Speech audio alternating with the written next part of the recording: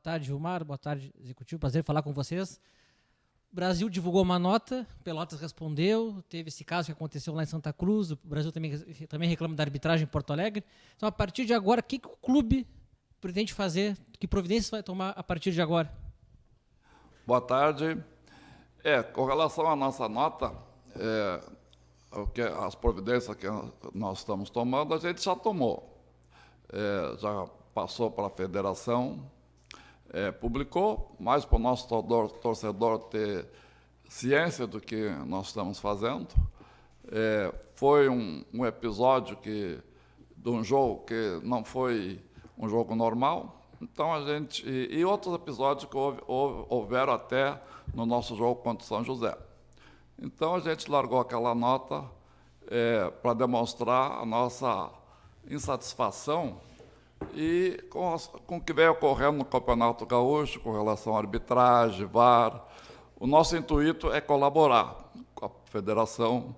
Foi o primeiro ano que tivemos VAR e não foi satisfatório, mas a gente tem que dar um desconto por ser a primeira vez. Esperamos que para o próximo ano venha melhor VAR.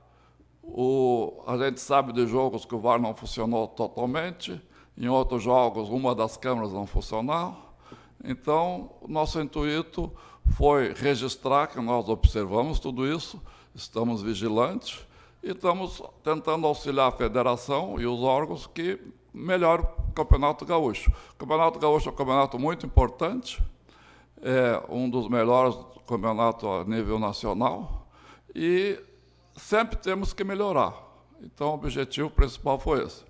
Com relação à segunda pergunta, da nota em resposta do co-irmão Pelotas, sobre o jogo de Santa Cruz, é uma nota normal deles, não temos muito a comentar. Foi uma nota no padrão do co-irmão, uma nota mais agressiva, mas é o padrão deles, e não temos nada a comentar. Boa tarde, seu Vilmar. Boa tarde, Eduardo.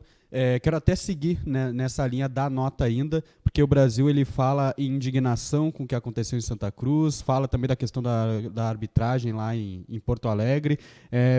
Nessa conversa que vocês tiveram, até mesmo talvez antes de montar essa nota, divulgá-la, o que vocês analisaram, o que vocês abordaram até chegar a essas definições que levaram a ter essa indignação por parte do Brasil em relação a essas situações que aconteceram dentro da competição? Nós analisamos toda a parte todo o campeonato, mas nessa última fase, que a gente se sentiu mais prejudicado, já no primeiro brapel, a gente sofreu um pênalti que nem o VAR chamou para ser analisado. Então, quando veio essa fase, que é uma fase mais crítica, aí já estamos no limite, né? Não foi muito boa. Nós tivemos o jogo com São José, julgamos que fomos prejudicados, tanto num pênalti inexistente, como uma falta que houve o nosso goleiro Gabriel, onde o árbitro achou que não teve intensidade. E as fotos mostram que o Gabriel foi bastante machucado, realmente houve uma força excessiva. E o VAR parece que nem chamou, se eu não me engano, né, para analisar o lance. Então a gente já tem a obrigação de mostrar para o torcedor que a gente está vigilante e colaborar com a federação para que isso não aconteça nos próximos jogos. Isso, para nós, depois com o advento do jogo do Avenida e Pelotas, ali o Brasil se sentiu prejudicado, porque foi um jogo que não foi marcado no mesmo horário, deveria ser os dois jogos simultâneos. A Avenida e Pelotas já foram sabendo de um resultado, e não foi um jogo normal. É só olhar as imagens que a gente vê que foi um jogo atípico. Então a gente resolveu se manifestar porque nós estamos vigilantes. Já desde o Brapel, aqui no Bento Freitas, onde houve aquelas barbáries da torcida, a gente está tomando as providências, já está acionando os órgãos competentes. E com relação ao final do campeonato, desses dois últimos jogos, a gente está registrando, nós registramos, o Brasil registrou junto à Federação Gaúcha e os órgãos competentes.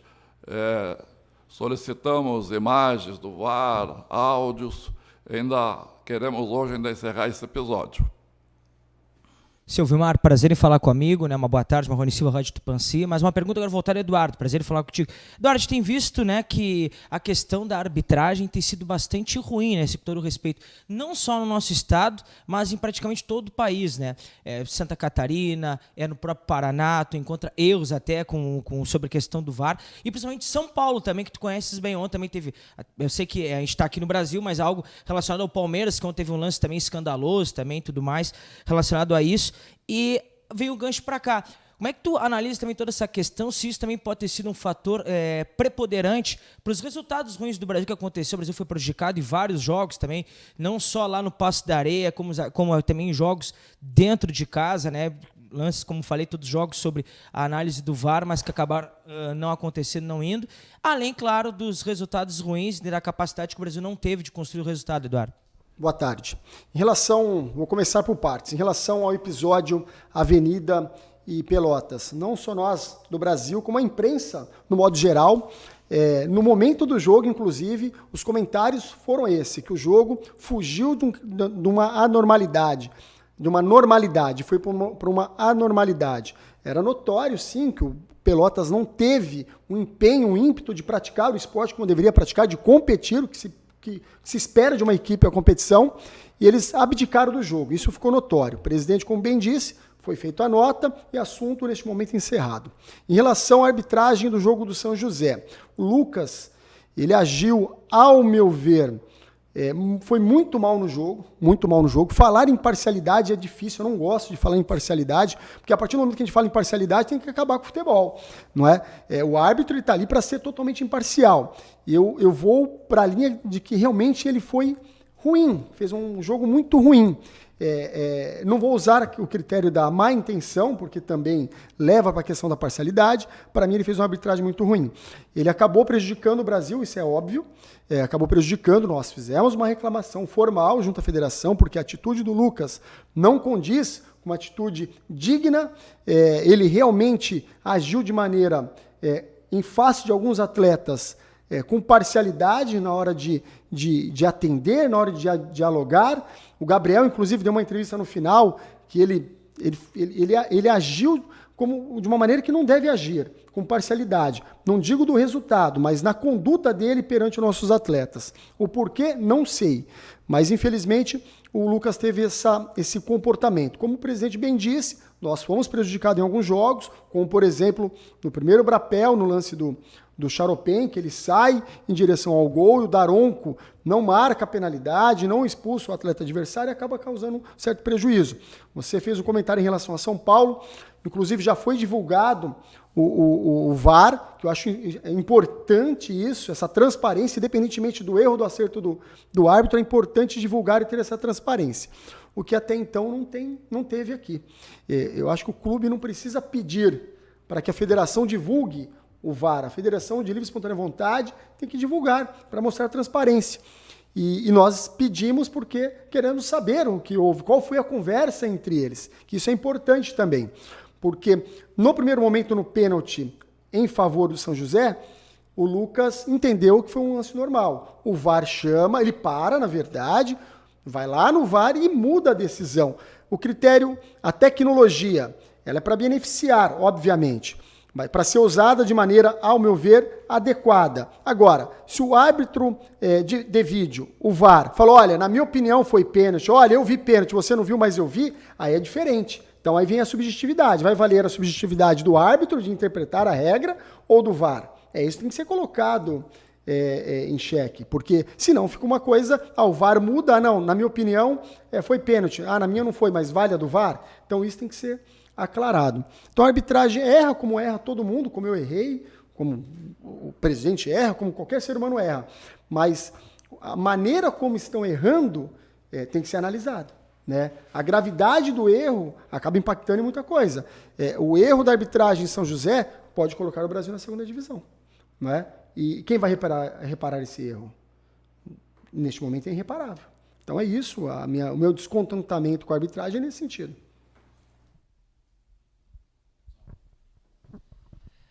E sobre o jogo agora contra a Avenida, que que é tão importante, vocês chegaram a fazer alguma recomendação para a federação escalar algum nome importante da arbitragem, como o Daronco, ou vão deixar que o Voaden escolha sem nenhum tipo de pressão, por exemplo? Não, esse nós estamos hoje ainda encaminhando para a federação sobre esse jogo. Eu gostaria de registrar que esse jogo não teve uma câmara do VAR funcionando, só funcionou uma. Aquela câmara onde anularam um gol do Pelotas, que seria 2-2, que deram com impedimento, aquela câmara não existia. Então, esse jogo foi trabalho, o que a imprensa não está dizendo, mas o VAR teve só uma câmara. Esse jogo não teve a outra câmera quando o Pelotas atacou no segundo tempo, onde fez o 2-2 e o juiz deu impedimento.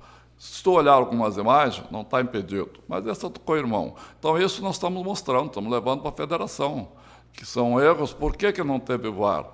Foi avisado com antecedência o Avenida que não tinha condições aquele andaime, que a torre não funcionava. Para o Brasil, nos exigiram uma torre, que custa caro, torre específica. Lá num adversário, um andaime de alvenaria, para construção de alvenaria. Então, o que aconteceu?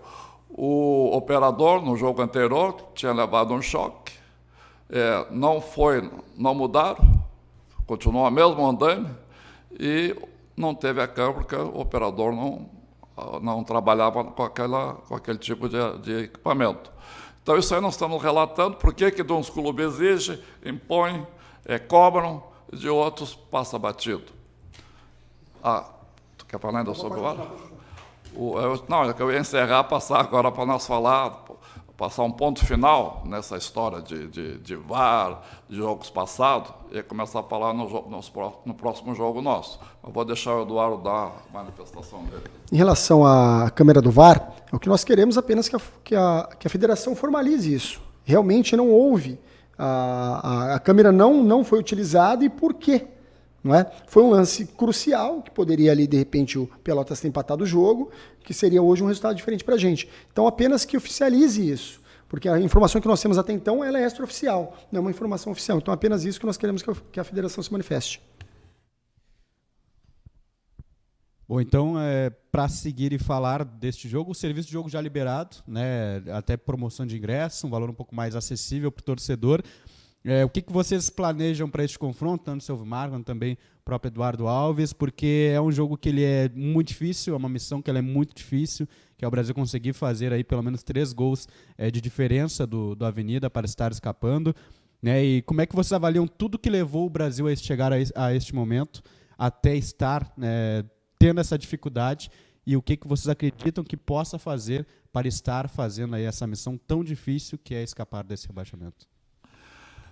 Como eu falei, a partir de hoje a gente não fala mais nos jogos passados, porque nós ainda temos uma boa oportunidade para não ser por descenso. Já estamos trabalhando desde o jogo do São José, motivando a equipe. A gente sabe que todos nós sabemos das dificuldades que tem o Brasil, não só do futebol, não só dentro de campo, como de maneira geral, estrutural, financeira. Eu digo que o nosso Chavante já está no limite do limite, mas o Chavante jamais desiste, jamais vai deixar de ter uma batalha, vai deixar de lutar. Então, para esses jogos, próximo, agora no sábado, às 20 horas, contra o Avenida, estamos preparados para uma grande guerra, como diz o Chavante. A Baixada vai estar lotada, porque a torcida abraçou de novo o time, o clube, e vai lotar o Bento Freitas novamente. Fizemos, com relação ao ingresso, um ingresso mais popular, no limite do que podíamos, porque se nós cobrarmos menos de R$20 cada ingresso, o clube tem que completar. Se cobrar R$10, por exemplo, tem que completar até 20. 20 é o mínimo que a federação exige que cobre, cobra os impostos, taxas, a justiça, então o ingresso a menos de R$20. E o clube não está em condições de financiar ingressos torcedores, muitos torcedores. Não vai ganhar nada. Botou 20 no limite e alguma promoção que tem limitação de até 1.000 torcedores na Norte, a R$10. Mas o time está preparado, O Eduardo pode falar mais, que é o que vive no dia a dia ali, é o que trabalha todo dia, está no tete-a-tete com o jogador, treinador, comissão técnica.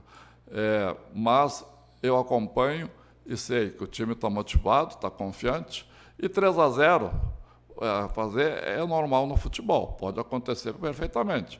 O ano passado, você se lembra que nós ganhamos de 4-0 deles aqui, acho que foi na última ou penúltima rodada. Então, tudo é possível. Então, existe confiança e certeza que vamos fazer os 3-0 necessários. Seu Vilmar, o senhor falou algo importante aí também, né? Aproveitar o gancho. Certamente o senhor vai concordar comigo, né, que esse jogo é uma Copa do Mundo, né? Para o senhor, para o Eduardo, para todo mundo que vivencia aqui os bastidores do rubro-negro, né? Certamente o jogo talvez mais importante que pode definir os rumos do Brasil, né? Se o Brasil disputa A2 ano que vem ou vai continuar na elite. Como é que o senhor, e juntamente com o Eduardo, né, e o grupo de jogadores estão se preparando psicologicamente também, né? Que é um jogo certamente de muita estratégia. O torcedor vai vir aqui também para cobrar, para protestar também pela campanha do ruim que o clube vem acontecendo aqui durante, né, esse campeonato. Como é que vocês estão se preparando em relação a isso para conseguir passar por cima dessa adversidade por conta desse placar que o Brasil precisa fazer de 3-0? Desde a nossa gestão passada, esse é o momento mais crítico do futebol para nós. A gente passa muitas outras dificuldades que o torcedor não tem noção de 90% que a gente passa aqui apagando incêndio a todo instante, mas no futebol nós não tínhamos até agora chegado nesse limite. Como eu disse, nós estamos no limite do limite, mas com muita confiança, muito trabalho. A gente não abandona de jeito nenhum a batalha. A motivação com os jogadores está tendo, eles estão conscientes, confiantes, a comissão técnica também. Agora o Eduardo pode explanar mais, mas temos confiança total. Nós vamos ficar na Série A do Gauchão, isso com toda certeza. Para finalizar, um jogo de suma importância é realmente, posso colocar, o mais importante na história do Brasil depois do último descenso, salvo engano 2008, é isso, Augusto? 2009. Então, um jogo de suma importância, sabemos da importância desse jogo. Infelizmente, chegamos nessa situação, logicamente que a gente não queria, mas os jogadores estão preparados para isso, a comissão está preparada para isso. Sabia que podia chegar numa situação desfavorável no último jogo do quadrangular da morte, e chegamos. E agora, como o presidente bem disse, depende da gente, só de nós, não dependemos mais de ninguém. É um resultado totalmente possível, reversível. O Brasil tem em sua história resultados reversíveis, inicialmente adverso e conseguiu reverter. Eu citei para o Pingo e para alguns atletas, salvaguardada devidas proporções, o Barcelona e PSG, entre outros. Então, um resultado totalmente possível de acontecer, 3-0. Obviamente que a gente sabe da dificuldade, o adversário vem preparado, a gente conhece o adversário, como o adversário também conhece a gente, mas aqui vai ser diferente, porque eles vão nos enfrentar agora, ainda não enfrentaram, a força da nossa torcida, do nosso torcedor. O torcedor sabe da importância desse jogo, eles estão com a gente, tenho certeza disso, e com a ajuda do nosso torcedor nós vamos reverter. Respeitamos muito a equipe do Avenida, mas acreditamos na nossa equipe e no potencial do Chavante. Então, não tem outra alternativa, senão fazer no mínimo 3 gols de diferença e se manter na primeira divisão do Campeonato Gaúcho.